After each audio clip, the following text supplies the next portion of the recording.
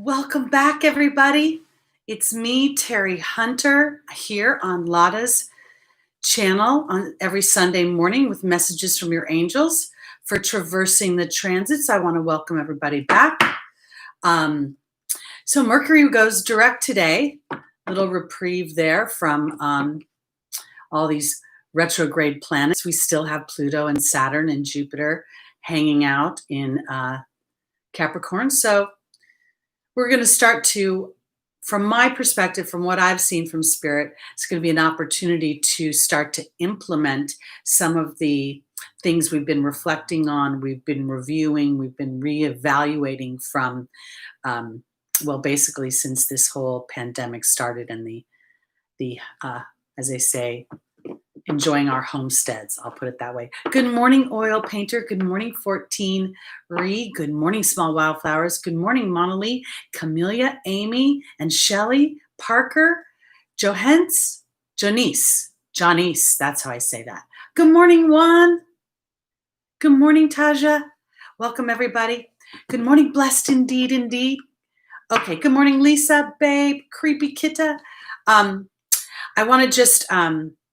So I just want to kind of start with the Mercury retrograde going direct and kind of giving us, I feel like there's going to be some sort of way of that we're going to want to start to implement our daily routines. Again, the things we were reflecting on as a result of the transformational energies of 2020. Good morning, Les. Good to see you again. Good morning, Erin. Good morning, Ruthie and Jules, Tara Marie. Tara Marie says, hello, I wonder if my Mercury being in Cancer and it being active during Cancer season means anything specific. Well, I think that would mean that you sort of have a Mercury return, but that's going to happen often because Mercury moves very quickly. I think it's the second fastest planet after the sun. Good morning, Takur. Good morning, CJD. Good morning, Preslav. I hope I said that right. Good morning, Nick Hill and Vegan Voyager. Okay. All right. So what I'd like to do is start with Shelly sort of inspired me a few weeks ago to start with a little Kyle Gray card for all of us, rather focusing on the live chat versus the playback, I guess is the way I want to put it. Tara Marie, we're all learning. We're all here kind of as in various levels of astrology. I myself am not an astrologer. What I do is I'm an angel therapy practitioner. So my name is Teri Hunter, for those of you that may be new. I'm here every Sunday morning, and what I do is facilitate Spirit, the angel's guidance for traversing the transits. And boy, oh boy, if this last year or so, I came on Lada's channel, I think it was December 2018. And it was just when Saturn was getting, really creeping towards Pluto. So it's been super interesting to watch all this transformation. And I want to offer it this way because some things have been kind of hard, but the other, on the flip side of it, is a sense of empowerment and a sense of claiming ourselves. So I want to offer you all that. I think that's the biggest dynamic of this last couple of years is people claiming themselves, accepting themselves for their, for what they're flawed upon, for what they're talented in, for what their strengths are, for what their weaknesses are, and really learning how to decipher whether or not another person's opinion is relative to you and if it is moving you towards your happiness. I personally have seen that since Pluto and Saturn and Jupiter, especially since Jupiter came into the picture, it seemed like there's been a lot more judgment.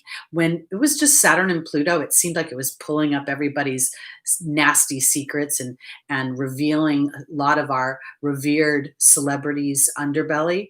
And then when Jupiter came into the picture, it's just like, wow, let me just hang on to my beliefs. So I want to put it this way. For me, there's a fine line between being dogmatic in the Jupiterian energy and then being accepting of oneself. And then sort of in that acceptance, I think of myself as fabulously flawed because there are certain things I know about myself and there's certain things that I I have a love-hate relationship with. And as I have had a love-hate relationship, it's turning more to love of self. Okay, so I missed a few people. Good morning, Teresa. Good morning, Michelle. Good morning, Cosmic Hillbilly. I love that name. Good morning, Iana. Okay, so as I said, I'm going to start with one card that's going to sort of be what I think of as an overview of today's messages. And I'm going to use the Kyle Gray deck, and then I'm going to go use the other two decks and start with the readings with Pisces and work my way forward. Good morning, Israel. Okay. All right, here we go. Silver Star Priestess. Oh, CJT, are you saying Cosmic Hillbilly is your sister? I think you are. Welcome, Cosmic Hillbilly. I think this might be your first time here. Okay, here we go. Good morning, Silver Star Priestess. All right. And for those of you that are watching the live show, I just want to kind of say this again. Oh, Teresa is. Okay. This is a live show, and many of us come every Sunday, and it's part of building a community. It's part of being here to support one another, to encourage each other's evolution as a soul and our self-expression, our creativity. And so it may be annoying for those of you watching the playback to listen to us kibitz. I'm the only person who has an actual voice, so it may appear that I'm the one talking the most, but I want to offer you an opportunity to come join our tribe and see what a fun group it is. So that's for the people in the playback. We have Small Wildflowers and Juan C are so wonderful to put the timestamps in. So if you don't want the kibitzing, you can just go straight to the timestamp. All right, here we go. I'm going to start with this Kyle Gray. All right, here we go. One card. Good morning, Stephen. Did I say good morning to you? Welcome back. I hope you had a good time in Denver. Okay. All right. We have the High Priestess, which is pretty awesome. So this is an Egyptian goddess. She is in some ways like the High Priestess in the tarot deck and would be the mate of the High Priest. And this is, I can't remember I believe that's a musical instrument that she holds in her hand. I think Juan remembers what that is. I don't know for sure. And I want to offer this because the cat also has healthy boundaries. So I want to say it's like harnessing your intuitive gifts, but with healthy boundaries. Oh my God, Oil Painter, you pulled the same card as I did again? Oh my goodness, you need to pay attention to these messages. A sistrum, yes, I think that's what it was. It's some sort of stringed instrument. But I want to offer it this way because as we look at her, she stands confidently, and yet there's something open about her stance. It's not too... She doesn't feel inflexible to me. And I think it's interesting, the wings on the back, the way they're not on her back, but yet on that almost like a hieroglyphic, as if she has angelic support and she's aware of it. And I want to offer this too for those of you. I believe that music is the natural language of the soul. So when I'm doing intuitive readings and I see notes ascending to heaven, I know that those are prayers to heaven. So I think that in some ways, many of you might harness or create a playlist to help you harness your intuitive gifts. And it may have nothing to do with meditation music. It may have something to do with, how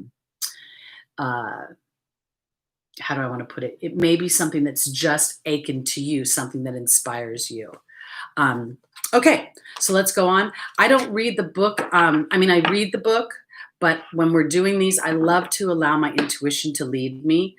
I feel like that's part of our growth as a tribe, is to let spirit use our individual experiences and the things that hit us. When we look at certain cards, for instance, today was that instrument, and yet next time it may be the cat more, and the wings again. So allowing ourselves to build our intuition, spirit will then, knowing that that's how you interpret something, they'll leave that sign and it becomes more of a rhythm. Okay, so let's go on to our readings.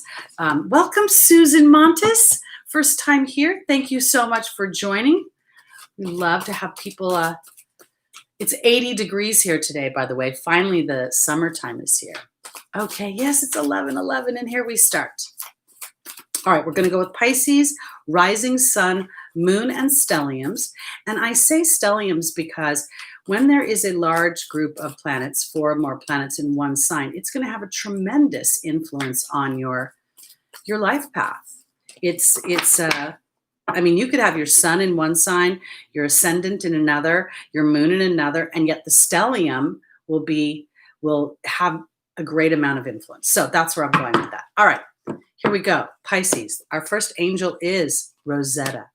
The second is Oceana. The third is Athena. And the final is Isabella. Welcome, Christine Cousteau. What a pretty name. I said hi to Preslav, I think. Hi, Oblivious, sorry. Hi, welcome. Oh, Susan, 103 in Arizona. Oh my goodness, that's a day for staying in. Okay. Oh, interesting. So here we had an angel card that snuck in with the other cards. So we're going to have to keep this. So Pisces gets an extra card today, and that's Vanessa. All right, here we go.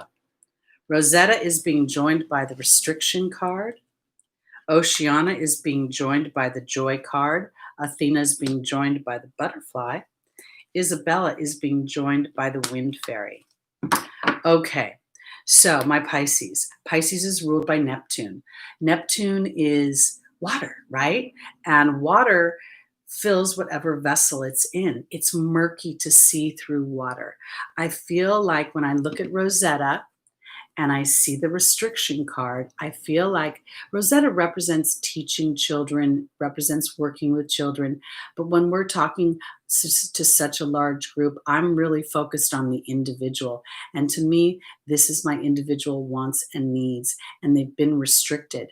And this is also, I want to say this too, for those of you that actually, now that I think about this, now that you guys, those of you that are parents that are homeschooling, that are dealing with guiding your children, parenting your children, and teaching your children all at the same time, this feels like Saturn, this restriction card.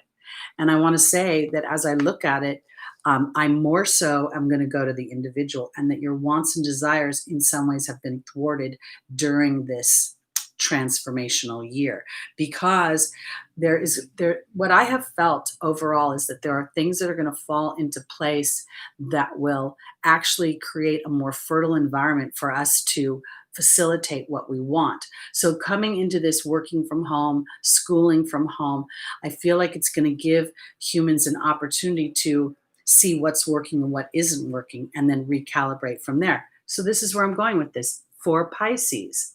There's Oceana. We just talked about Neptune. She's coming up through the water in the light, and there's a whale in the background. The whale in the background to me speaks of my soul's desire. And it's interesting because it almost looks like the whale is in the night sky, because so I want to look to the stars, and I want the stars to help me light myself as I come up through the murky waters to find my joy. Everything that we manifest on this planet comes from our emotional body. We can think it comes from our physical body, from working hard. And yes, there's a certain amount of manifestation with that, but it is our belief, it is our excitement, it is our joy that really takes us over the finish line. So for Pisces, in the angel's advice, what I see here is transformation in the form of the butterfly, where you're more willing to assert yourself for what it is that you want, that you have an opportunity to lovingly say, I appreciate what is going on around me, and yet I'm still going to focus in on what it is that I want. Because I say this because in the final position, we have the wind fairy, which talks about intellectual analysis, and we have Isabella saying, yes, the timing is right for this new venture. So we go back for Pisces to the restriction card, and Rosetta, you have up until now been restricted, but you've been able to assess things. And now that you've assessed things, it's time to start to implement. And this is where the extra card comes in: faith. It may not be necessarily a time to jump into action, because the opportunity and or the obstacle is to take action in my joy. And the action of my joy is my willingness to assert myself and to transform from where I have molded to another person's point of view of where I am, who I am, or how I should show up. That's what I think this whole, to me, this year, the last since this conjunction started between, or this creeping between Pluto and Saturn, was really, well, it was meant to tear us down. It's kind of like going to the gym. What do they say? You break the muscle down to build it up. When you go to a self-help thing, what do? They rip your ego apart, then they build it up. I feel like that's exactly what's happening with these planets. And as we're willing to get real about how deep we want to see ourselves, like really analyze what makes us happy, and then having faith that we can move forward, because I believe that the universe and the world and the earth itself is recalibrating in a way to focus on that and to facilitate that. Because oftentimes you'll hear people say that we come to this earth to learn lessons. I think the only lesson is to validate our own wants and desires. And if we really thought about that, if each of us went to the deepest truth and was willing to move towards that, there'd be a lot more happy people. Even the obstacles would be easier. Even the obstacles would be more enjoyable because they'd be on the path of what you want. When you're working in a market and you don't enjoy checking out people, or you don't enjoy stacking fruits and vegetables, that's going to wear thin, and the wallet will only serve so much. So that's what I believe is going on. And I believe this is very strong for Pisces because of that Neptune dynamic. And we actually have a trine, I believe, today between Neptune and the sun. It will only be today because the sun will move, but this is a very wonderful day for Pisces to really capitalize on that harmonious energy about the sun. Who do I want to be? And where have I had illusions about who I should be for somebody else? Okay, let's go on to our Aquariuses.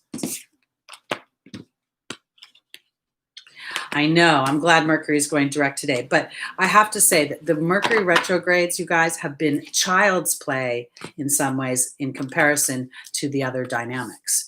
Mars is currently in Aries, and I believe it's right next to Chiron. And Aries' first house is self, so we're going to see a lot of people that are wanting to, stand up for themselves, that are willing to I want to say, I feel like people are even still willing to stand up for what they believe in, and we're not done with all of this. I think and I don't think it's necessarily has to be negative or has to be violent. I think that there's a way to transform all of that as well. So here we go.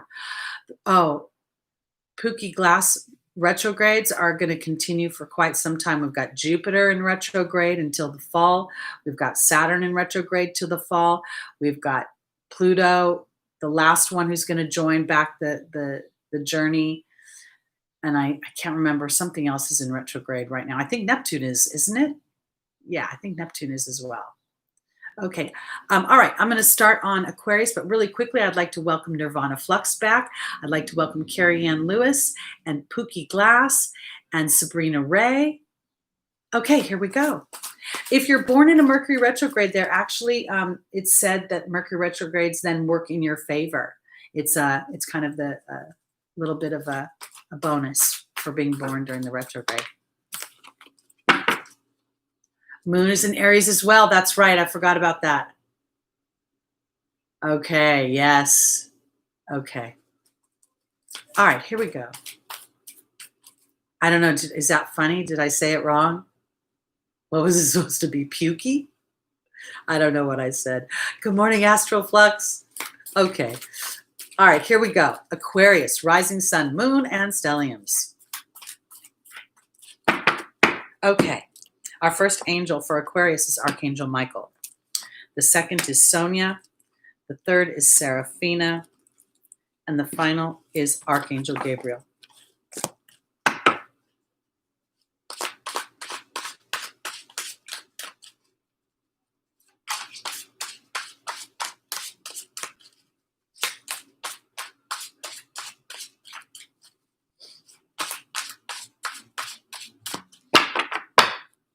Joining Archangel Michael is the king. Joining Sonia is the Dragon. Joining Seraphina is the Grail Knight. And joining Archangel Gabriel is the Fear card. Okay. For Aquarius, the first thing I see is Archangel Michael saying to have courage to continue to hold the line for what you believe in. Oh my God, Astral Flux. I didn't know that Pookie Glass was a meth pipe. But thank you for educating me. I'm really glad that I don't know that. Okay. Okay, here we go. Let me show you this. So I know I interrupted myself. Archangel Michael is asking you, this King card is not right now about a man. I think it's about karma. I think it's about justice. I think it's about balance. And I think it's about having the courage to move towards what balances you, what you want. And I want to say it this way because I know when I say what you want sounds super general, but I don't think that right now we're in a place of manifesting the material. I think we're in a place of unlocking what's been inside our spiritual bodies, our emotional bodies, where we are, in a world situation where all of us are affected in general about the same way. We're all being asked to implement super restrictive behaviors in order to set the ground for a fertile future. So I feel like for Aquarius, this is really about having the courage to think about, I guess I want to go to the karmic dynamic of, because here Archangel Gabriel and the Fear card, this is in the final position. So this is what I want to say. I feel like it's about Aquarius being brave and feeling just, and there's a karmic dynamic to expressing yourself in a way that you're unlocking something that you've been afraid to talk about or you've pushed aside. That's what the Fear card says to me. Many of us, and I'm not one of them because I live with my dog, but many of you are with your families. You're been in lockdown for 2-3 months now with people, and it could have brought up things that were slightly out of balance. And I feel like for Aquarius, this might be a time to lovingly assert yourself towards what that is. Because I think that it's not about false evidence appearing real. I think it's about being fearful of communicating something that is it's karmic time to actually unleash that so that it can be balanced. And it may be that the person or the dynamic that you're communicating with is more receptive than your mind has allowed you to contemplate. Because in the opportunity, the obstacle, I feel like spirit is behind you. Sonia talks about a deceased loved one, but I think this is my spirit guides and our spirit guides as we meet as a group. And then here's the Power and Strength card. And I believe that spirit says it's not about trying to work yourself up into a lather. It's about being calm, cool, and collected while you express yourself, and you will be supported by spirit because there's an opportunity for a happy change to your family, which is what Seraphina offers.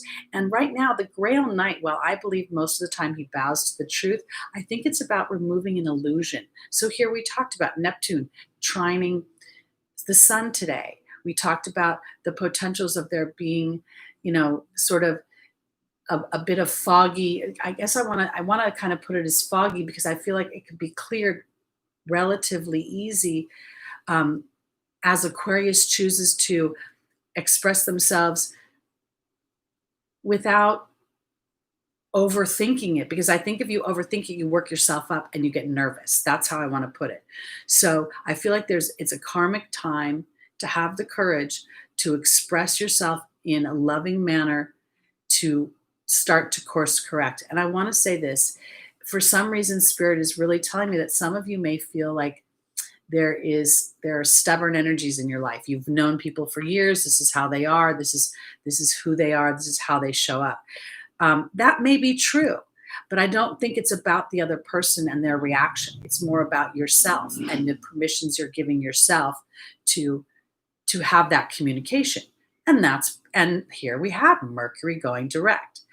Kayla asking, what does Mercury direct mean? I'm going to address that in just a second. So this is how I'm finishing it up with Aquarius. I think that there's this week particularly will offer you And we just had those 3 eclipses.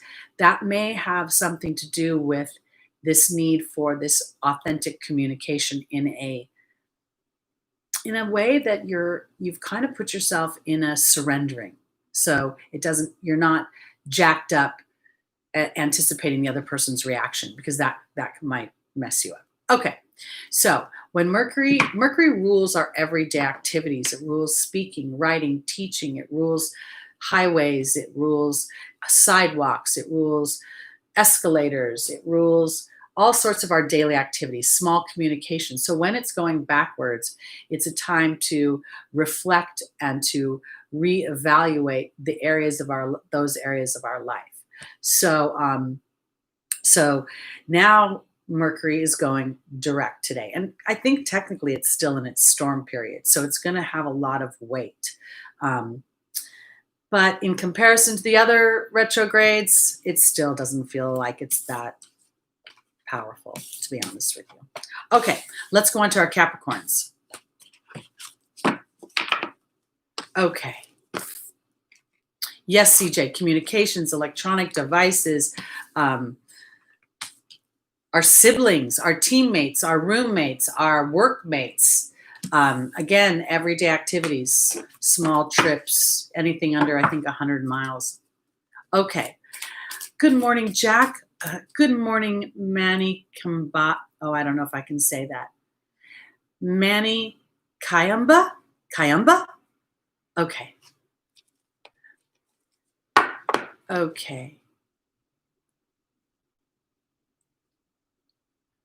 Miyako, everything has a duality to it. And it's really, what I've been shown by Spirit is we all have potentials, but where do we live? I've seen people who have the potential to be very generous, but sometimes they live in frugal energy. So you want to sort of assess the people in your life and how they land on you by the amount of time they spend in a certain energy. That's kind of how I've done it as I've moved forward in life. Good morning, Nikki Ryan. Good morning, Artie. Good morning, Owl Girl. Okay, let's go on to our Capricorns, rising sun, moon, and stelliums. And if you have a stellium in Capricorn, boy, oh boy, has this been an interesting 2 years for you, because all of your planets in that stellium are being affected by this transit. Okay. Good morning, Imagine. Estilo con Gabi. I don't know if I said that right. Okay. Did I say hi, Nikki Ryan? Good morning, Nikki Ryan. Okay. All right. Our first angel for Capricorn is Athena. The second is Adriana. The third is Bridget. And the final is Archangel Uriel. Okie dokie.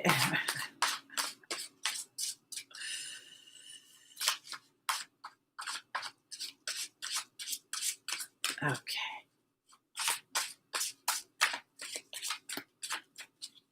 Give it a good shuffle.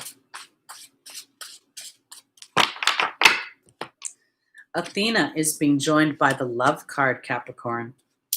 Adriana is being joined by the Goblin. Bridget's being joined by the Owl. And Archangel Uriel is being joined by the King. Okay. So Athena says it's safe to lovingly assert yourself. And we have the Love card. It's very interesting to me because, I'm a big fan of Capricorn, but Capricorn is ruled by Saturn. Saturn goes by the rules. Saturn, is restrictive. Saturn is depressing in some ways. But I want to offer it this way. This last couple years has made me feel like Capricorn is learning how to come from a more heart space versus a head space. Capricorn can be very logical. It can traverse. It sees the mountain. The goat sees the mountain. It looks, it assesses the situation, and finds the most expeditious way to get up to the mountain. So in many ways, Capricorn can be on a mission. And I feel like right now that mission is to get into your heart space, because Adriana is in the opportunity or the obstacle, leading you towards the answers to your prayers. But part of it is recognizing and working with your ego rather than allowing your ego to. In some ways, I kind of could think of the ego as being a little Saturnian, because the ego will jump up your grill and say, hey, did you do this right? Did you do that right? Are you sure you're deserving enough? So I feel like you're being led to a place of balance, because the ego is not meant to be exterminated. It's not meant to be squashed. It's meant to be worked in coordination with the higher self, because it is walking through fear and being brave that is the ache and the seedlings to our empowerment, to our exhilaration, to our joy of accomplishment, achievement. So I feel like in the angel's advice for Capricorn, Bridget is asking you to look deeper into where the owl represents heart space, well, wisdom and deception. In some ways, we could say heart space and head space, because the head will only believe what it can see. The heart will believe in things it cannot see. So for Capricorn, there's an opportunity to utilize a different part of who you are. I feel like I've been talking in a few shows that Saturn to me has evolved, and Saturn doesn't want to just squash us. Saturn wants us to work hard, but not working hard at somebody else's agenda. Saturn, and I think of it as a he, wants us to really work hard at looking at our being energy. What do we believe about ourselves? What do we want for ourselves? Do we think we're capable of getting it? And as we believe and then take actions in that way, then Saturn asks us to do the hard work of continuing to believe when there is a desert in front of you, the cold, dry, hard mud that is Saturn. Because for Capricorn, I feel like you've been frustrated. Archangel Uriel deals with frustration, and then here's the king. And I really believe that frustration is in some ways going between your heart space and your head space, and trying to find your equilibrium, because one should not be exterminated for the other. It's balance between the two. There is a divine wisdom to all of this. So I feel like overall for Capricorn, because many of you may be having this transit hitting some of your planets, your suns. Anybody who's a sun, a moon, or an ascendant, Capricorn, has been going through, these planets of transformation have been nailing you. So I feel like now is about being, and I want to offer this too for Capricorn. It's not about, necessarily, yes, lovingly expressing yourself to others, but being loving to yourself. I think that's where it really starts. I think that's what this is all about. The ego is going to tell you, work hard. You didn't do it. You didn't do it right. Go back. And I think that spirit is trying to tame that in a way that the ego inspires you versus pissing you off and frustrating you. All right, let's go on to Sagittarius. Okay. Good morning, Rasmus Mortensen. Good morning, Crystal. Good morning, Haley Smith. Did I miss anybody? I like squirrels. I got to tell you, I follow a little squirrel on Instagram, and I'm obsessed with her. Her name is Little Thumbelina Girl, and she's very funny, and so are her parents. Her parents are hysterical. So anyway, hi, KK. I think that's Krisha. Welcome. TJ, welcome. And good morning from London. I'm not in London. I'm in Laguna. Did I say good morning, Victoria? Mercury retrogrades, for those of you, there's quite a few of you here in the chat that are born in a Mercury retrograde. It's actually, when Mercury goes into retrograde, it's favorable for you. That's what I've learned over the years. Good morning, Ryan. Okay, so here we go. On to our Sagittarius, rising sun, moon, and stelliums.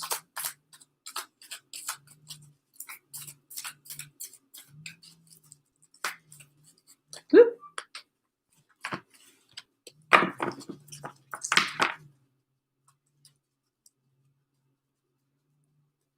Kayla, you're going to want to go, you could go to Astro Lada's website, and she has a free birth calculator. You need your location of birth and your time of birth to get a real accurate depiction of what your birth chart is. The houses will change depending upon and the moon and the rising can change if you don't know the time. But the planets pretty much will, will be in where they were. Like Saturn is going to be wherever it was for 2 years. Pluto is going to be wherever it was for a decade or two, Neptune. So you would go to www.astrolada.com, and then I think you can just look for her birth calculator, and that'll give you an idea. Lada goes by whole sign versus Placidus. Placidus cuts the pie up in uneven increments, where whole sign, obviously each sign is 30 degrees. So that's your little lesson for now. Going to go on to Sagittarius. Rising sun, moon, and stelliums. Juan is lurking. Hey, Melissa, so good to see you. Glad you could join us.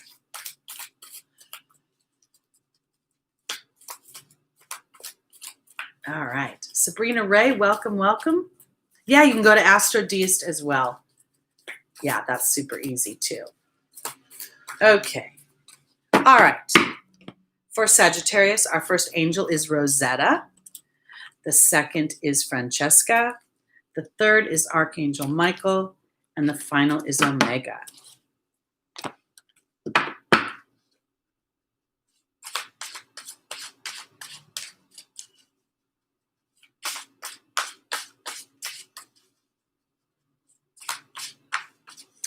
Jules, if you had a squirrel in your house, you should definitely look up the, if you had it 3 times, you should look up what squirrel means, because squirrel is an interesting totem, and it means about preparing.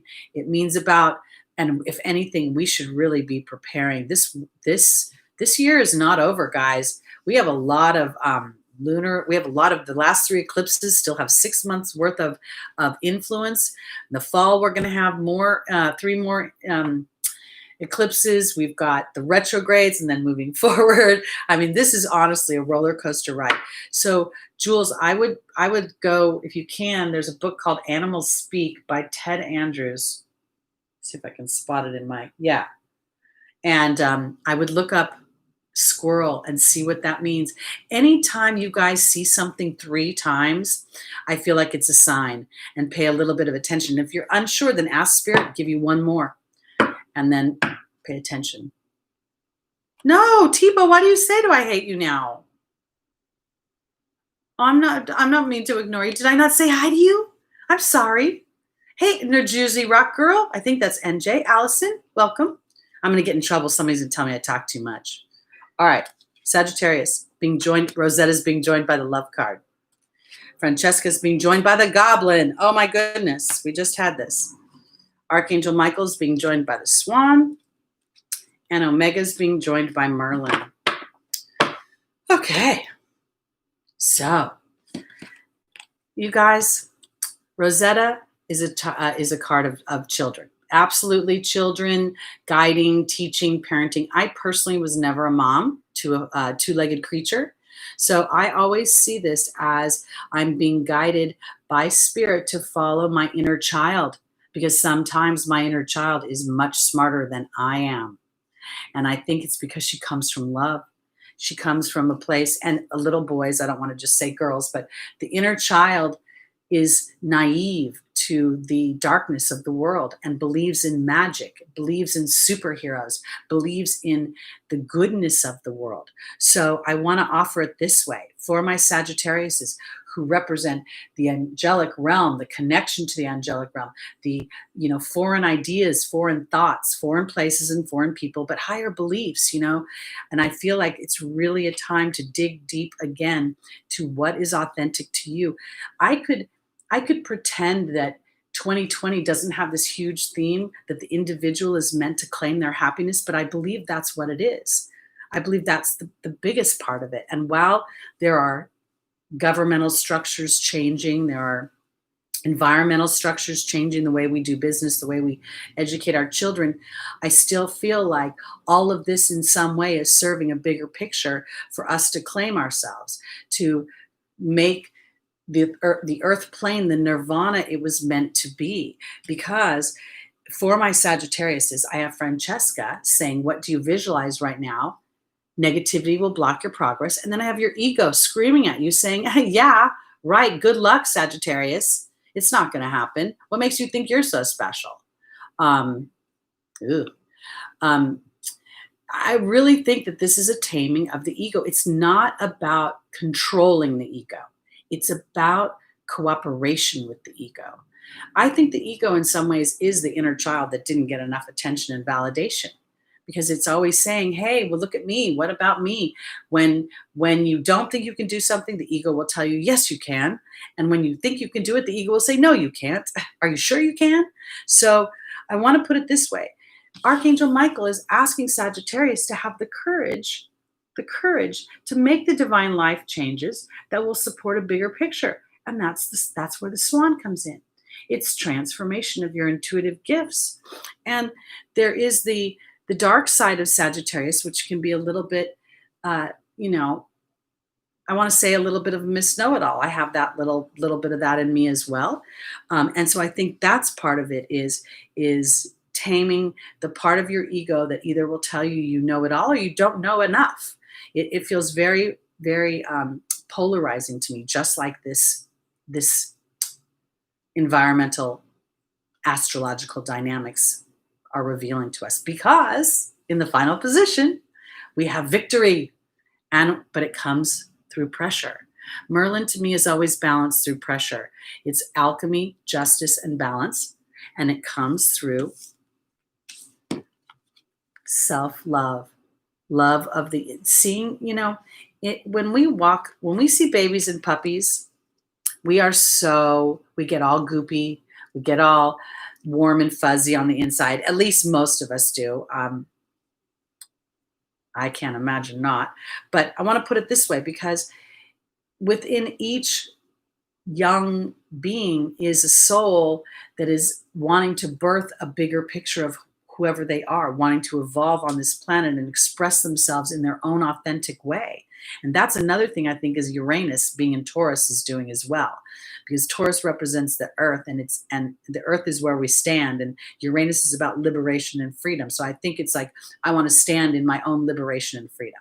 So for Sagittarius, I feel like right now for you, it's about moving towards deeper levels of what you love, not what you think other people will expect of you, or what other people will, even if you actually have children and a family, I feel like in some ways, without neglecting them, being able to have your own vision helps lead them, helps them claim themselves in a way that they might not otherwise have done. They may have fallen into that dogma of rules and regulations. Okay.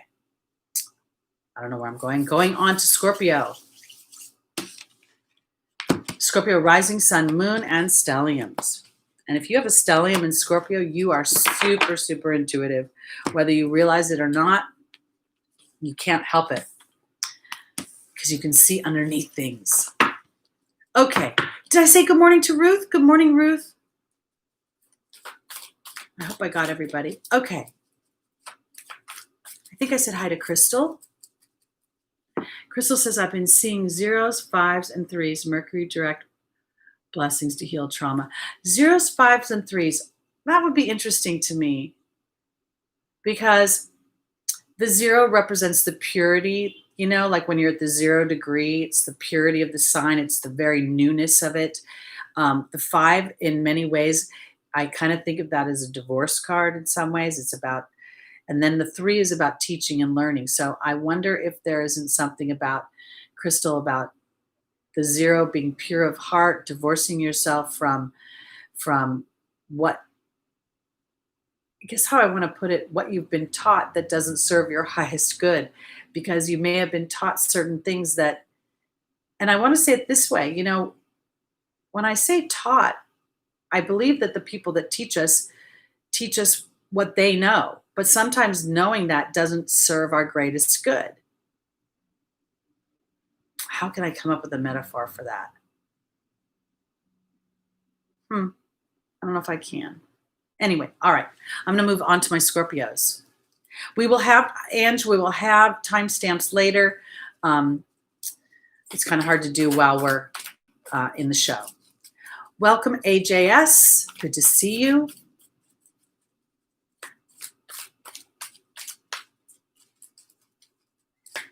Okay, here we go. Scorpio, rising, sun, moon, and stelliums.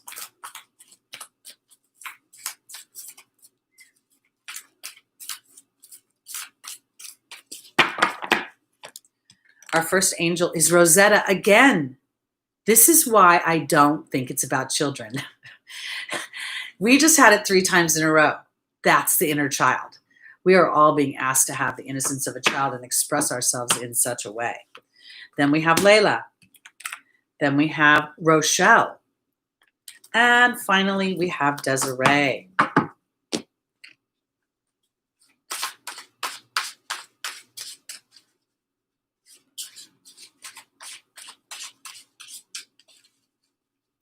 Okay.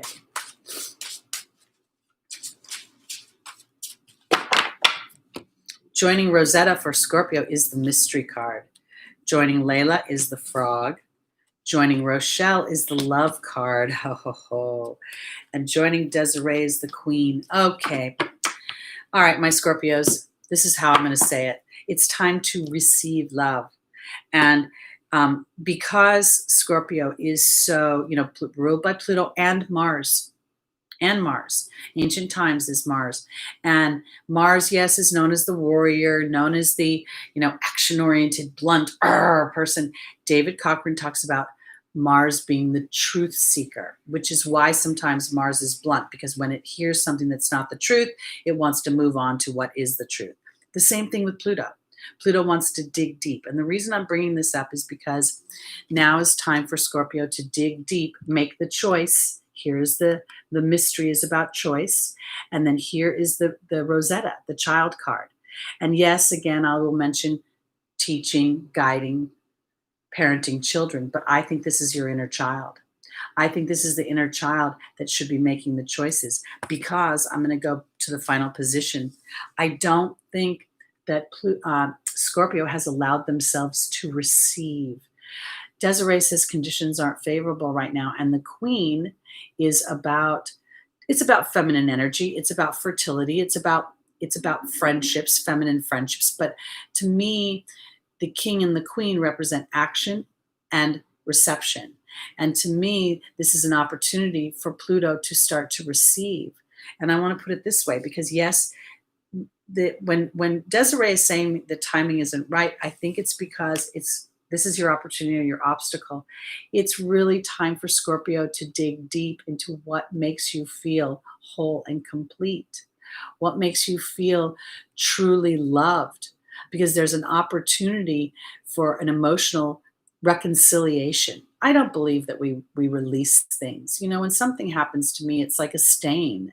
It doesn't seem to go away, but I can make that stain into a mosaic. I can turn it into a color that makes everything else pop. Because for my Scorpios, Spirit is saying, this is in the angel's advice. Rochelle says, as you honor and follow the guidance of your heart, prosperity is coming to you, and there is the love card. And when I think of prosperity, I don't think of it as money. I think of it as harmonious wealth. I think of it as feeling alive, thriving, feeling gassed up about many areas of my life.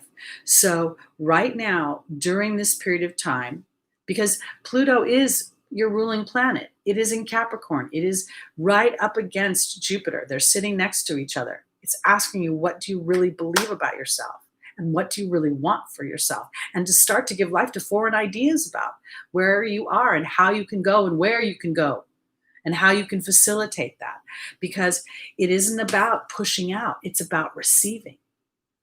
So I want to kind of put it this way, or I want to just tell you a little story. I don't really advertise. I do the show. I rarely, maybe at the end I say if you want a reading, but I don't really talk about it. What I do is I sit in meditation and I thank God and the angels for bringing whoever will best be served by my gifts and my talents. So in doing so, not only do I feel like who comes my direction is a pre-qualified lead, I feel confident that Spirit brought them to me for a reason. And maybe it's all my stories. I don't know. But this is what I want to say for Scorpio.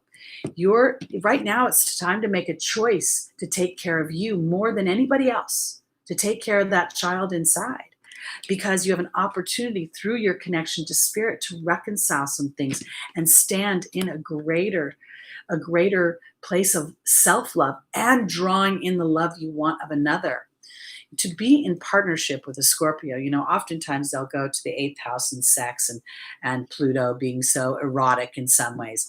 But it's the type of sex or the type of intimacy or physical exchange that is deep within the soul. It's that I see you, you see me. We are, crawling in each other's skin. And I believe that's what Scorpio wants. And I believe that that is a rich, wonderful dynamic with the right person. So it's time to receive that right person. It's not time to fight it or to find it, to try to chase it.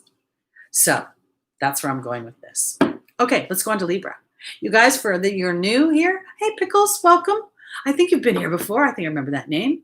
I missed somebody else I wanted to say hi to. Thank you, CC Pops, for the tip. I want to say I go backwards. I start at Pisces and go towards Aries. I did this, I don't know, it must have been 6 retrogrades ago, Mercury retrogrades, and just decided to stick that way because everybody does it the other way. So I thought my Libra balance wanted to be fair and have you guys, they're always at the back side, be the front side. Did that sound weird? Okay, here we go. All right. We are on to Libra, rising sun, moon, and stelliums. Hope everybody's feeling well. Welcome, Flamingo. Thank you. I like my glasses. I have so many of them and I can never find them. It's so funny. Welcome, Gaia, or Gaia. I think it's Gaia. Okay, here we go. Libra, rising sun, moon, and stelliums. Whoops. Whoops, come on. Okay. For Libra, our first angel is Merlina. The second is Crystal. The third is Bethany. And the final is Layla.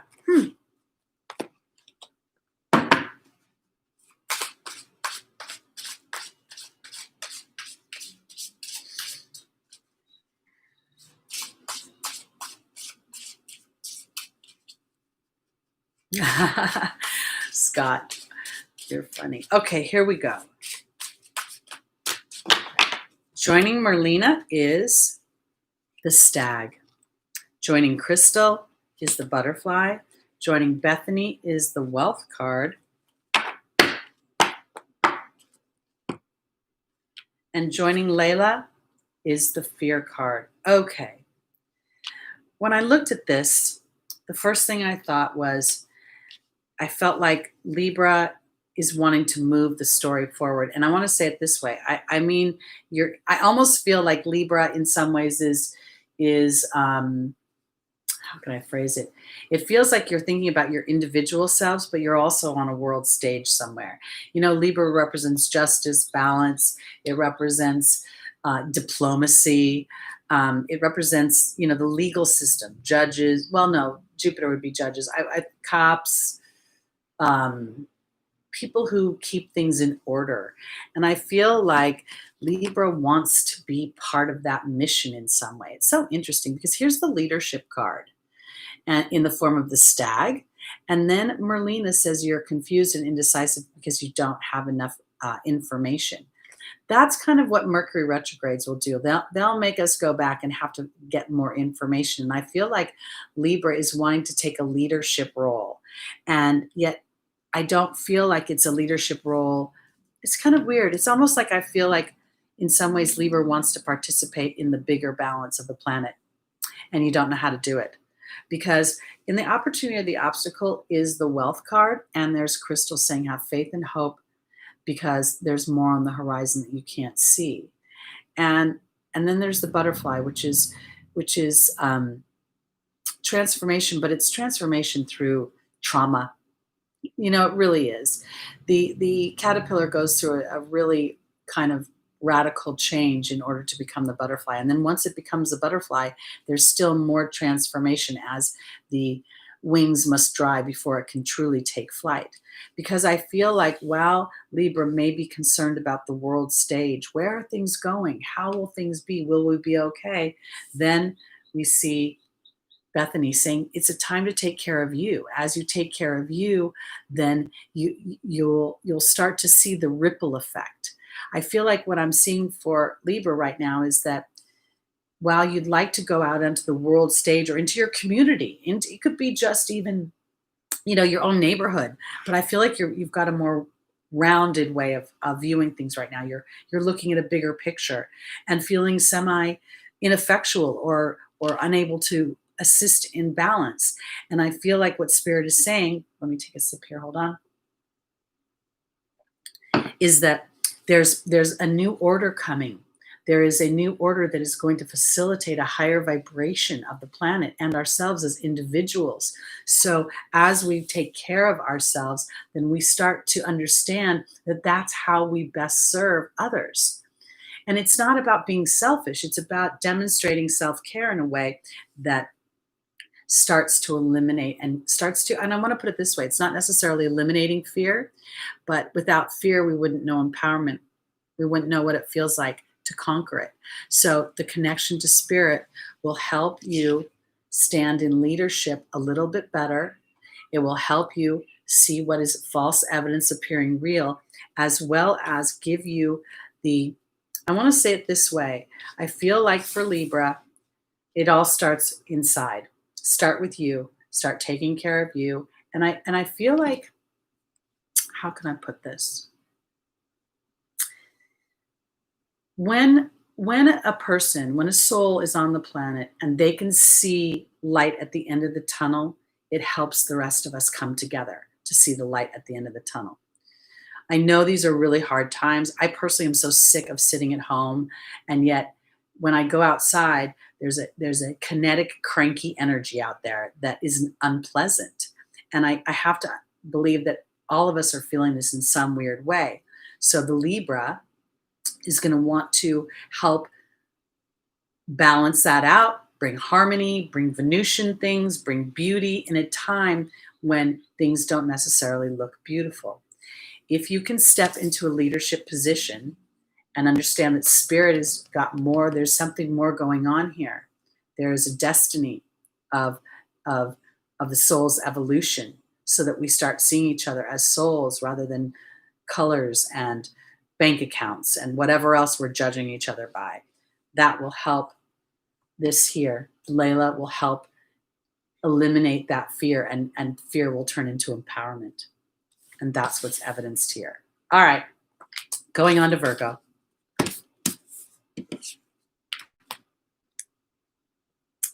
Oh, who are we sending prayers for?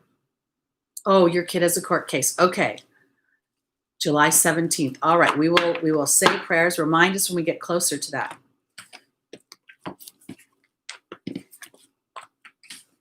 Okay. Thank you. Is it Gaia or Gaia? I don't know if I'm saying it right. I think it's Gaia. And Rocket Girl, welcome. Oh, I said hi to you already. I remember the dash Allison. All right, here we go. Virgo Sun, Virgo Rising. Okay, you got a Virgo stellium. Here we go. Okay, so it's Gaia. I hope I got it right. All right, here we go.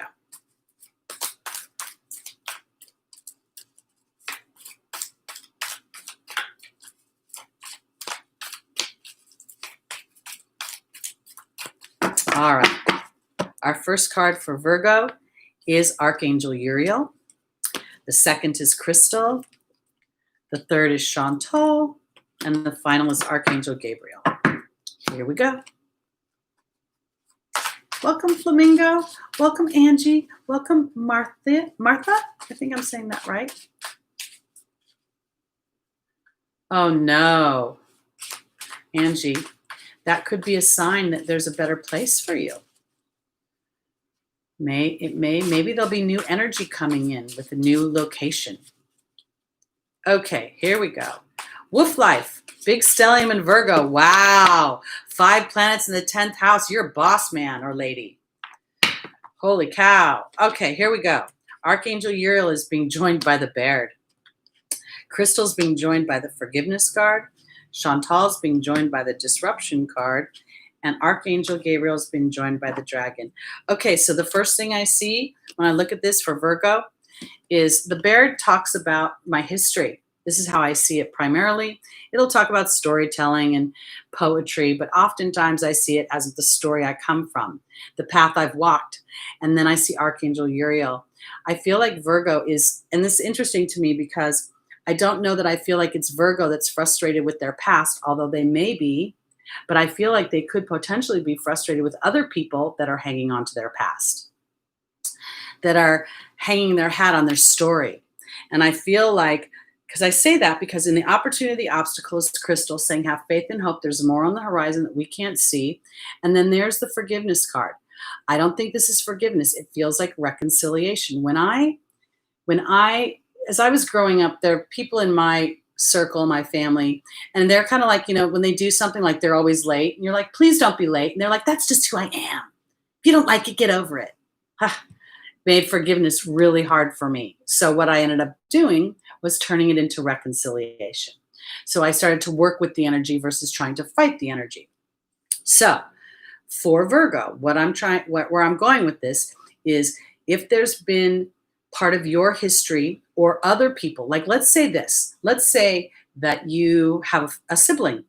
I just mentioned mine, and they are just the way they are. And maybe they're a little stoked by this whole virus. Maybe they're inflamed by, all of the scary stuff that we're hearing. And you're just like, I can't listen to it. I can't do it.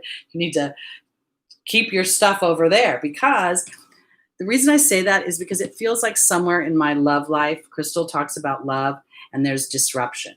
So I feel like somebody that you love is driving you maybe slightly crazy because they are freaking out a little bit, and they're either freaking about money, whatever their story is. Some people are susceptible to their bodies, so they're constantly worried about getting sick. Because there's something about Virgo here that feels like I have to step back and let them be whoever they are and not take it on. Virgo's practical and dependable and works hard, again, a little bit like Capricorn. So you may want to go in and you may want to help people get away from whatever's enslaving them. And you really can't, okay? Because Archangel Gabriel here, as there's the power and strength card. And it's in relation to Archangel Uriel and the bear. So in some ways, I feel like you don't have any power or strength over the situation, and it's time to turn it over to Archangel Gabriel and all those that watch over you. It's kind of like, I want to put it this way.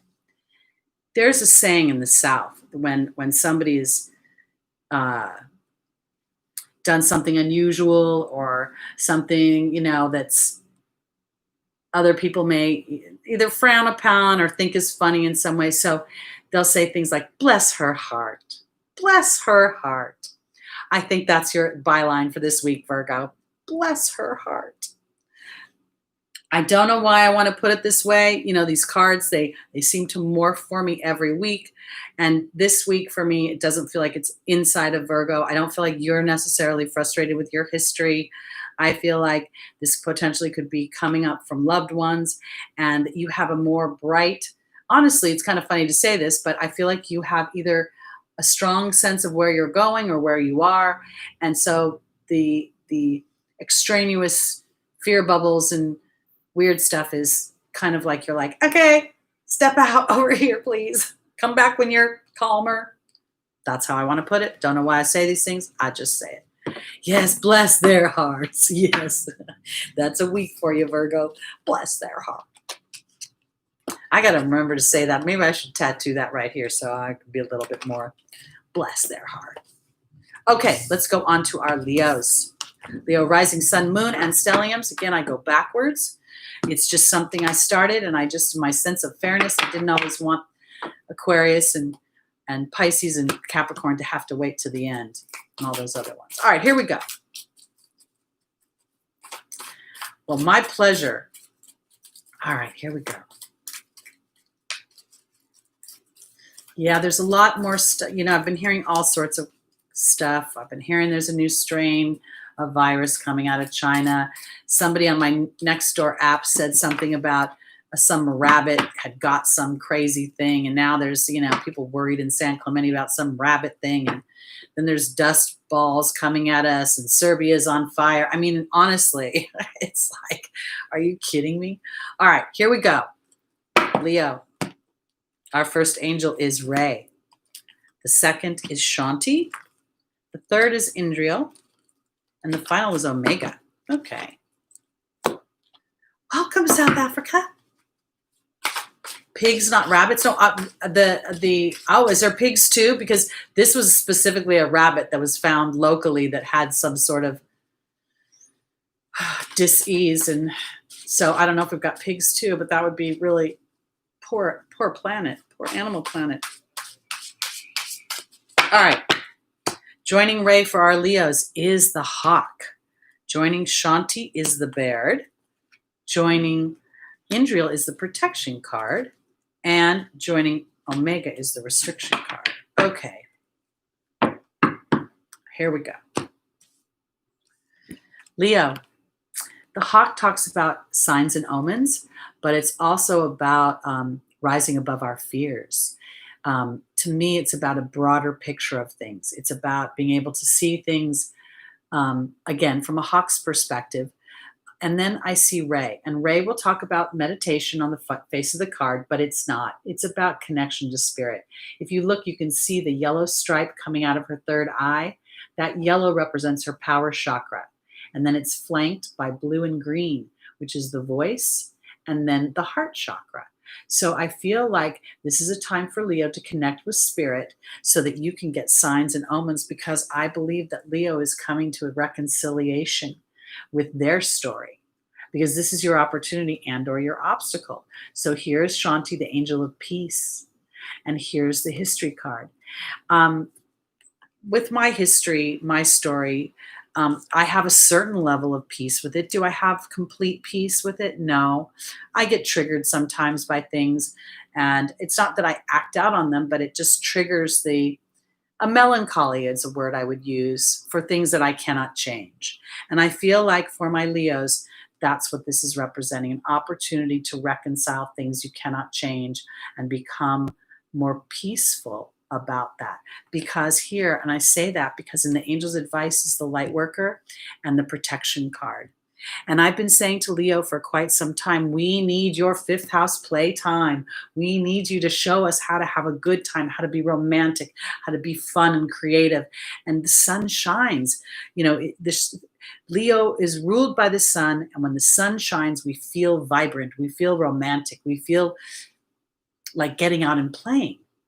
So I feel like for Leo, while this is in my opportunity and or my obstacle, and this is in my angel's advice, in the foundational position, it's time for Leo to look at the signs, to pay attention, keep your eyes open, because there is victory. And then there's the restriction card.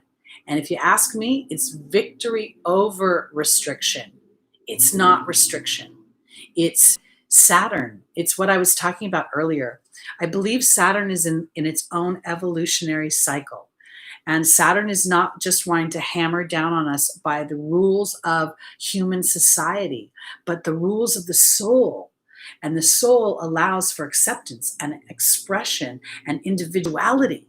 So here, for my Leos, who's more individual than a Leo? I mean, it's like, you can feel a Leo come in the room and everybody wants to be around you. You're magnetic, you're charismatic. It's just, I love a good Leo energy. So I want to say that this feels like a real opportunity. And I feel like this is sort of not so much based on this week and the Mercury going direct as much as the lunar eclipses. There was that series of 3 eclipses.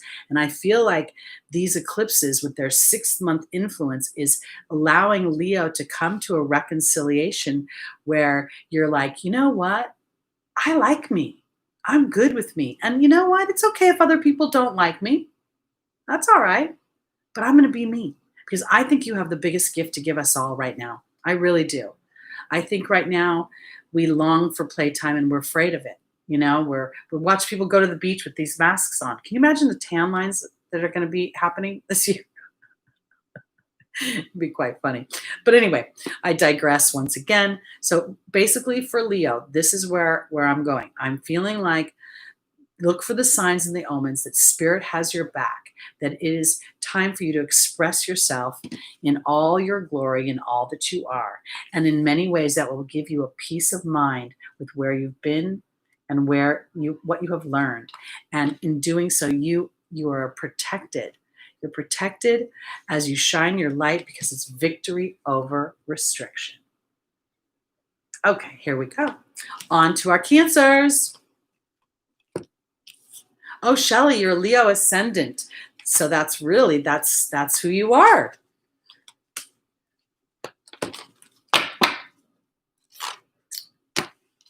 Oh, Ryan, thank you so much. That's very nice of you to say. Okay, here we go. On to our Cancers.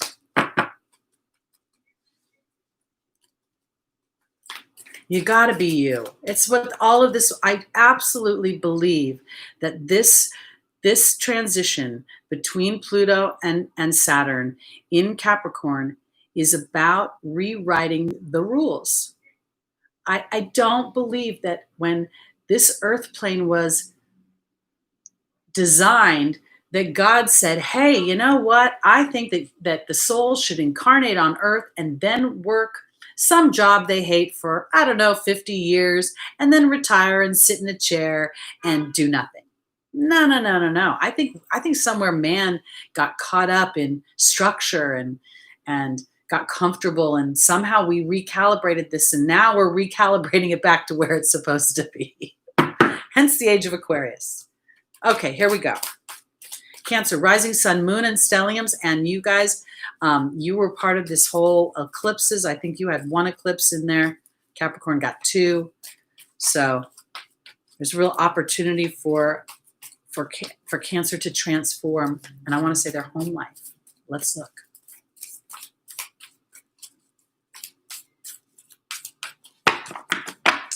All right. Our first angel is Opal.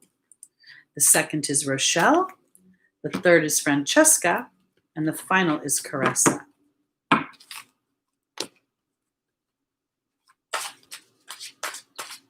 Okay.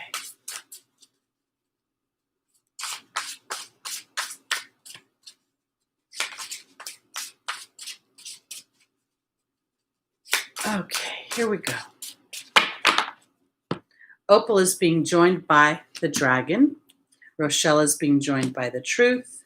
Francesca is being joined by the burden card.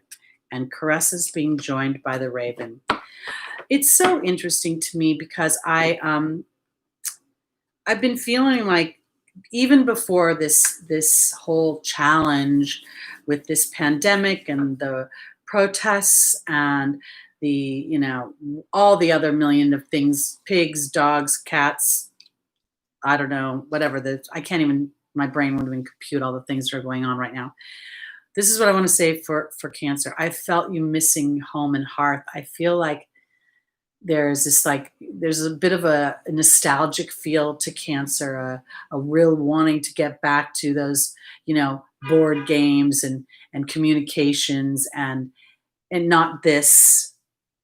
And so even if you're with your children, even if you're, everybody's around, there's been this feeling for me that Cancer's felt disconnected. That's how I want to put it. And I feel like that's coming to a close. Here I have Opal saying God is, your children here on heaven and earth are safe and well cared for by God and the angels. And then there's the dragon, the power and strength card. And I feel like this really does play to the idea that Cancer gets their power and strength from family, from home, from nurturing energies. And you don't have to be a mom to feel a nurturing energy. I'm not a mom, and I feel a nurturing energy a lot with my 20-something clients when they come to see me. So for me, I really feel like Cancer gets its power and strength from their nurturing energies. And I'm going to go to the final position. You will soon revisit that. This is the timing magic card in the form of the raven. And Caressa says you're at the end of a life cycle, that new happiness awaits you. I want to offer this idea. For my Cancers, there is the high potential that either you've been separated from loved ones or you've felt distant, and that this challenge, this pandemic, this world stage we're sitting on will really offer you an opportunity to feel more appreciation, to see your loved ones actually embracing you in a different way. Almost feel a little bit like if you felt taken for granted, there's the potential that people will start to see you. But one of the things that I think is key is you seeing yourself. And here, this is where I go into the opportunity or the obstacle. There's Rochelle saying, as you honor and follow the guidance of your heart. And then there's the truth card. So in many ways, this is about, for Cancer, while you love your family and want to be with your family, there's also a part of you that gets to engage in what makes you happier. Because I'm going to tell you this, there's too much going out for Cancer, because Francesco's a card of visualizing what you want, and it's a burden right now. And I feel like this is part of the equation that may be challenging Cancer right now. Is there's like, it's like almost feels like a little bit of a dual energy. It's like, I want and need to be around those that I love. And yet at the same time, there's a little bit of those that I love aren't seeing me. They're seeing me make them dinner. They're seeing me clean their clothes. They're seeing me doing the nurturing things. And yet at the same time, I'm not feeling seen, appreciated, validated. And I feel there's a little bit about that it's about starting to turn the interior script around. It's about starting to say, it's almost like you have to see it on the inside before you'll see it on the outside. So I want to kind of put it that way. Your power and strength will come, yes, from your family, but it's also from honoring what your wants and your needs are. And when you go to that deeper truth, it may be a little hard right now for you to really, because again, you're on this eclipse axis, okay? And there's a potential, being a water sign, that you could feel like you're being taken out to sea, the crab crawling side to side. So it is about a little bit more of doing your best to open up to, it's a timing issue. And even if you can't anchor yourself in the vision, that's what the burden is here. Knowing that your oversoul is anchored. Your oversoul knows the bigger mission, and it will always hold space for that. The ego will come in and yap at you a little bit. So do your best this week. Again, we have a Sun Neptune trine right now, and for some reason I want to bring that up during Cancer as well, because Neptune, again, is water. The Sun rules our sense of identity, and you may be feeling, even though that's a positive aspect, you may be feeling like you don't know you may be feeling murky, I guess, or feeling like, when you look underwater, when you swim in a pool, you can see, but you can't really see that well. That's how it kind of feels. Okay. You guys are making me hungry too. All right, here we go.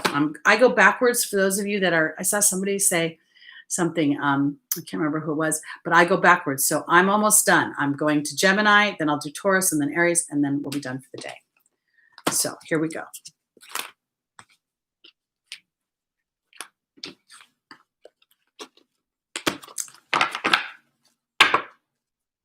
All right. I love everybody. So I don't know how you helped Snowy Owl, but I'm really glad you did, because that's why we're here together, to take care of each other, to help each other, to watch over each other, to commune, to find comfort and solace in each other's energy, and so calibrate our week so that we can do that for the rest of the world as we move forward. Okay, here we go. Our first angel for Gemini is Rochelle. The second is Opal. We just had them in reverse. How funny. Not funny. How real. There's Xana, the protection angel. And then there's Maya. Oh, wow. I love this. Gemini, as you follow your heart, you learn to trust it. Wow, what a gift. What a gift. And joining Rochelle is the wealth card. Joining Opal is the forgiveness, which is reconciliation. Joining Xana is the stag, which is about leadership.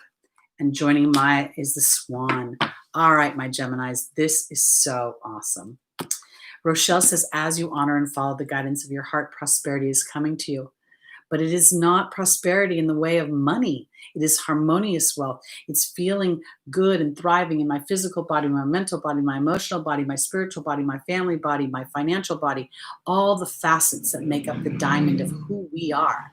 And there is the harmonious wealth card. So here we have double harmonious wealth being offered, but it's being offered as you are willing to take Maya's teachings and to see where your energy is, to see where your focus is, because the swan offers transformation of your intuitive gifts, which is the natural connection of who you are.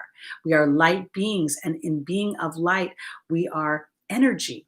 And so this is really teaching you that the truth of who you are. So let me go back, because in the opportunity, the obstacle, the things that again, as the children card come up, especially during this transformational year, I don't think this is about birthing children. There people aren't not getting pregnant now, but it's a different, we're birthing a new part of ourselves, and in birthing that new part of ourselves, we are reconciling where we've been, and therefore then standing in further leadership of what we want, and we're being protected by spirit.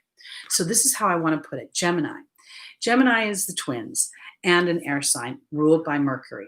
Mercury's now going direct. So whatever you've been evaluating, whatever you've been reviewing over the last 3 or 4 weeks is now about following your heart. It's about the herd, the herd animals, the pack has a certain dynamic, but now this is about claiming yourself as a leader in your own life.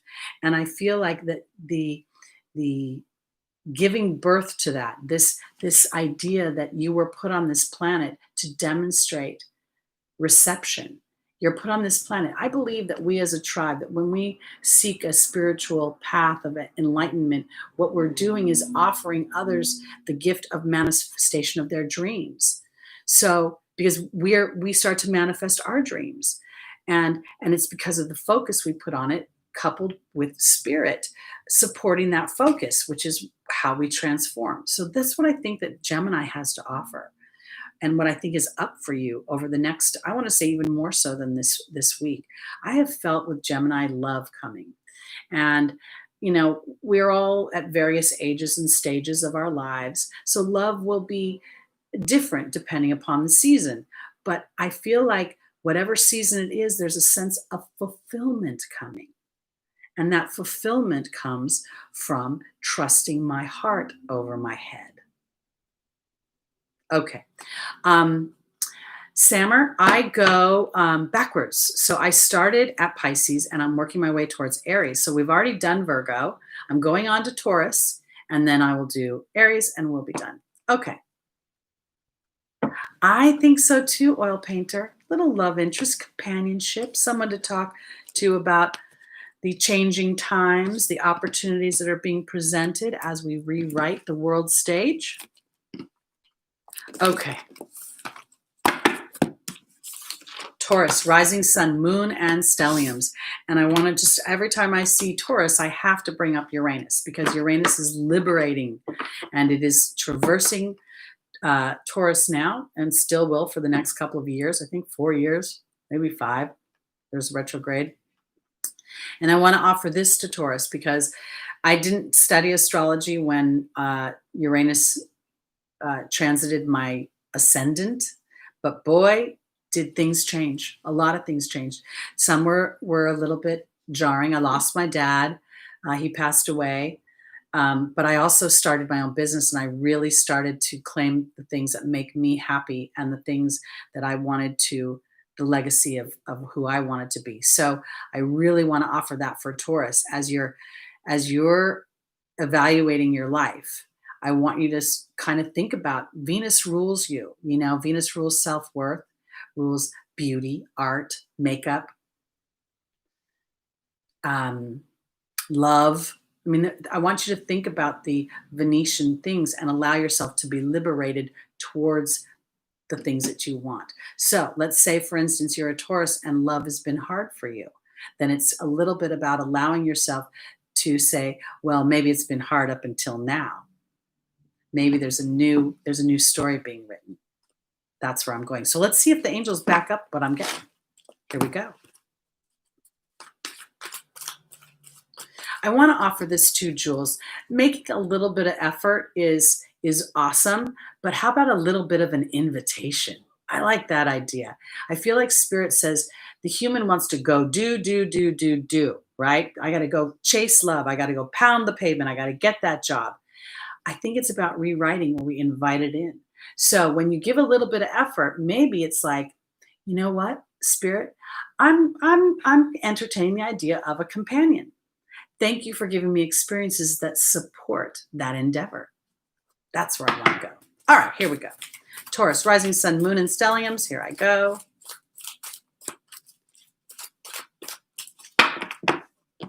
First angel is patience. The second is Seraphina. The third is Akasha. And the final is Bethany. I think they're backing me up.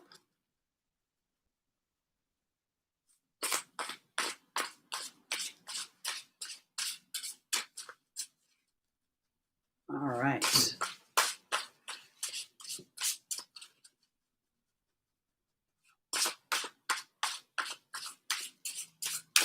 Okay. Joining the patience card is the Grail Knight. Yes, that's romance. Seraphina is joined by the Raven. That's timing. Joining Akasha is the Cow, asking and receiving. And the Novice is joining Bethany. All right, here we go. So I'm talking a little bit about love, and here comes the Grail Knight offering romance, illusion, and seeking the sacred. And patience is about gathering information. It says you're a student right now. Gather information because you will soon synthesize that information and you'll help others with your knowledge. I feel like that knowledge is the invitation to invite in romance. And when you invite in that romance, it's not about, but I don't want this and I don't want that and I don't want blah, blah, blah, blah, blah, because it negates. Even Dr. Phil says everything you say after the but negates what you did in the first half of the sentence. So inviting in, oh, Spirit, so awesome. I would love someone who laughs easily, someone who looks at the world through excited eyes, because there is romance being offered. But again, I have to say this for Taurus, you have to invite it in, baby. You know, no chasing it down. I just got chills all over the right side, because here is Seraphina saying a happy change to your family. And then there's a timing. And I have in the angel's advice, Akasha, the spiritual teacher, and the Cow, which is about asking and receiving. You have something to learn about receiving. And this is your opportunity, is a timing thing. Often when we think we want to be in a relationship, it's like we think we're going to the market to buy, a loaf of bread. We have to consider what the other person has been going through and where their evolution is. They may be on a path. Because for my Tauruses, the final card is Bethany, self-care. And here is the Novice, which is about unstable new beginnings, curiosity without practice. That goes in direct relation to the first position, the Grail Knight and patience. So as you take care of yourself, by thinking to yourself, Taurus, I'd like to be in a relationship. And I'm going to look at this excitedly, that there is a match for me, somebody who likes to do the same things I like to do, somebody who likes somebody who's easy in life. Because the way I want to put that is, I feel like, because Taurus can be a little stubborn. I know I'm a Taurus moon. And I feel like this is somebody who will help with that sense of security that Taurus likes, inviting in that relationship that is solid, the relationship that's your ride or die, the person who has your back, the person who sees the best in you on your worst day. That's what you want to invite in. And then relax and take care of you. And then practice believing. That's where I want to put it. I really don't think love should be chased. I think it should be invited in. And I think that's where we kind of mess up, because we think we have to find it, and then we go looking, look. No. And then discouragement sets in. And then our vibration goes into, this is hard. And then what the universe does is, oh, she thinks it's hard, so let's show her how hard it is. When is she going to change her thinking? I don't know if I've said this to you guys in a while, but I'm going to say it now. I have been shown that the internet was literally inspired by our connection to the angelic realm, our connection to all that is. And when we type in a certain address bar, if we don't type it in correctly, we're not going there. So if you want to come to this show, you've got to go onto Lada's channel. You can't go on LATA, got to go on LADA. So it's time to hit the key of what you want, not the key of what you don't want. And as you hit the key of what you want, Spirit will take you where you're meant to go. And you'll bring it together.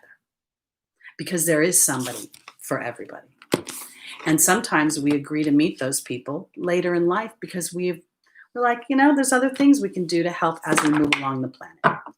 So that's where I'm going. All right, on to our final sign, Aries Rising, Sun, Moon, and Stelliums. I'm Aries Rising.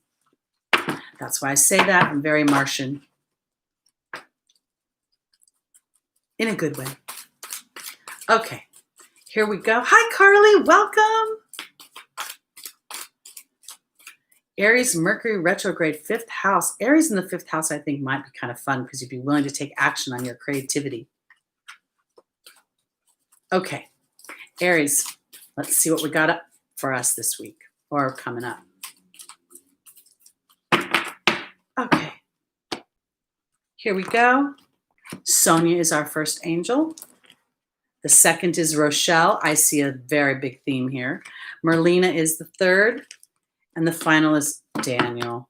Oh, the angel of marriage came up. CJD, you're so funny. No one interrupts our tribe meeting. I agree. It's our sacred space. All right. Sonia is being joined by the spider. This is about relationships, absolutely. Rochelle is being joined by the fire fairy. Merlina is being joined by the truth. And Daniel's being joined by the focus card. Okay, this is too funny because I'm an Aries rising and a Taurus moon, and I feel like I'm about to say very similar things for the two signs. Because the spider for me is always a relationship card. It has been, again, I tell you guys, when I get these decks, I don't always read the book and follow what the book says. I read the book for a little while until I get a general idea of what the author thought it was, and then I allow my own intuition and how things hit me to take over. So when I see the spider, I always think of that fly that gets in the web that doesn't come out. It's a cooperative relationship. It's not so good for the fly, but it's still a cooperative relationship. I believe that Spirit is bringing Aries a relationship that will stick. And I want to put it this way, because I'm going to go in the final position. There's Daniel, the angel of marriage, and the focus card. And kind of like what I just said to Taurus is where is our focus? And oftentimes Daniel will say, we'll talk about the history you bring into relationships, and that it's about reconciling our history before we can actually open up to a partner. Because if you've been cheated on in multiple relationships, you could have an unconscious defense mechanism that looks for a cheater, meaning, are you a cheater? Are you a liar? Can I trust you? And I feel like that's part of what could be holding Aries back, is looking at your history too much. For me, my big story with all the guys I've dated is, love ya, gotta go. Oh, you can handle this, meaning they point at me, you got this, you don't need me. And I always get left behind. And so there's a part of me that has incorporated that story into my 60 years of life. And it's time to reconcile that story, because if I keep chiming that story, that's what I'm going to experience. So what does Spirit say? In my opportunity is to follow the guidance of my heart and to have creative action and optimism. That guidance of my heart always tells me that even though I've never been married, there's still a partner out there for me. And that maybe I'm just part of a group of souls that decided to show how great life can be as we age, as we turn into, a lot of people who are 60 years old have written their lives off. It's done. The good years are behind me. I'm not saying that. So I think that's what this is about. This is my opportunity. And then there in the angel's advice is Merlina saying that you're confused because you haven't had enough experiences. But there's the truth card.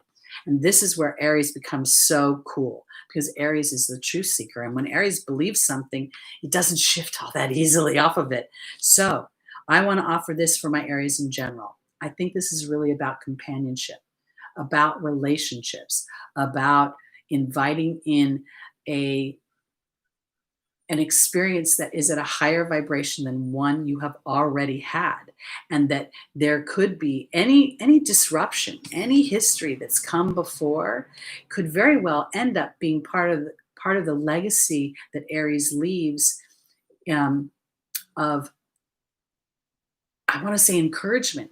Because sometimes when we tell our story, oh, I was single for all these years and then I met, no, let me back up. I'm going to tell you a story that I actually experienced. I was walking down, I was sitting at the beach one day on the cliff, and this couple walked, and they looked like they were in their 70s, okay? They were not particularly very youthful looking, and they were wearing the same outfit. And I kind of had to laugh because they actually looked cool. They had like a begonia vest and a nice little plaid shirt and khakis on. And I had to stop them and say, how did this start? How did you guys do this? And they actually explained that they had met in their mid-60s and fallen in love after a whole lifetime of something else. And they were shopping one day together, and she picked a shirt out for him that she thought he would like. And he said, that would look good on you too. And that's how it started. And to me, I'll never forget this couple. I have no idea their names. I have no idea where they are, but they were an inspiration to me about the future and about love. And that's what I want to offer for Aries. You very well could be an inspiration for others in the future because you continue to believe in something that's very viable. Don't listen to the TV. Don't listen to the wrinkle cream commercials. It doesn't matter, because at some point when two energies come together that are aligned, something else takes over. So that's what I want to offer. Aries, Spirit is bringing a relationship to you. Now it's time to follow your heart and be optimistic and allow whatever confusion to take you to your deeper truth and to focus in on what you want instead of where you've been. Okay, that's it for today. I did it. I almost did it in an hour and a half. I'm trying to get it down to an hour and a half. So there's nothing wrong with age, but you know what? I want to say thank you for saying I look amazing for my age. I'm probably the laziest person. I have my Venus in Virgo, so I'm not really a girly girl. But I do have my Aries, that Martian Aries or Martian energy will keep you kind of youthful. So I want to thank you all for joining me again today for Messages from Your Angels for Traversing the Transits. I will be back next week again with another wonderful meeting for all of us to come together. I really want to emphasize how much I enjoy the live aspect. I have the hardest time shooting videos. I think it's boring. I'm thinking about a Wednesday thing. I might kind of come back. We'll see. Might do something a little different.